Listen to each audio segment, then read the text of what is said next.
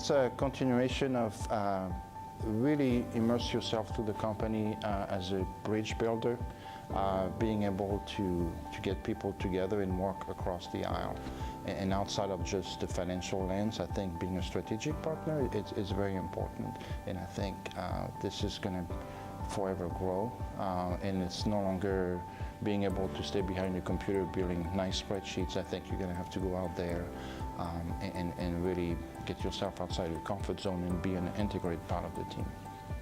In the past, the emphasis was certainly on shareholders, so maximizing the value for shareholders, and the emphasis on earnings and P&L and so forth, which is absolutely important. But I do think that there's a broad set of, I call it the stakeholders, which are beyond even existing shareholders, and these are initiatives that I think the CFO needs to be an advocate for. Examples are investing in corporate social responsibility, so CSR initiatives, employee initiatives around the importance of diversity and inclusion, the importance of gender equality and so forth, right? So there's a host of trends, initiatives, which I think are super important for the benefit of society as a whole, which is above the needs of shareholders. And interestingly enough, I think the data shows that for companies that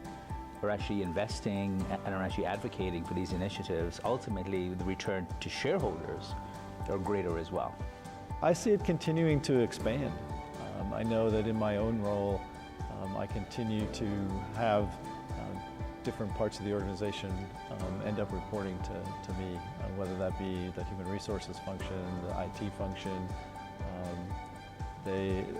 It becomes not just the finance area.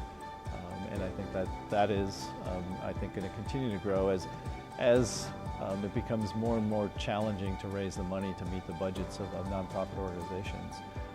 While we're in the midst of a huge wealth transfer from the baby boomer generation to the next, it still is a challenge for many nonprofits to make their budgets.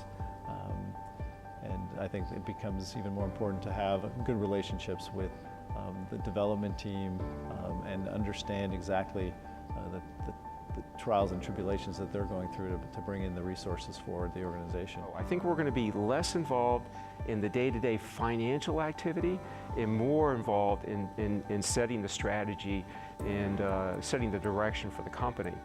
And I think an indication of that, you see a lot of CFOs now that are taking on the CEO role.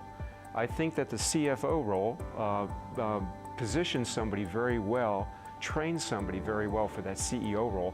I think you're going to see more and more of that in the future.